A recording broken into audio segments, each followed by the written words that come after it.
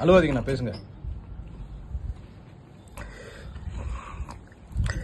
ஒரு நடிகனை தளபதிய இந்த நாட்டு சிஎம்மாக்கன அண்ணன், தங்கச்சி, அக்கா, அப்பா, தாத்தா, நண்பா, நண்பி அத்தனை பேருக்கு கோடான கோடி வணக்கம். நடிகரோட பவர் தெரியணும். ஏன்னா 130 படம் நடிச்ச ஒரு நடிகன் நான் ஆடணும். இது இன்று ஆரம்பம். தளபதி அதான் நம்ம விஜய் மாமா ஜெயிச்சிட்டார்ல, அப்புறம் எதுக்கு அல்றீங்க?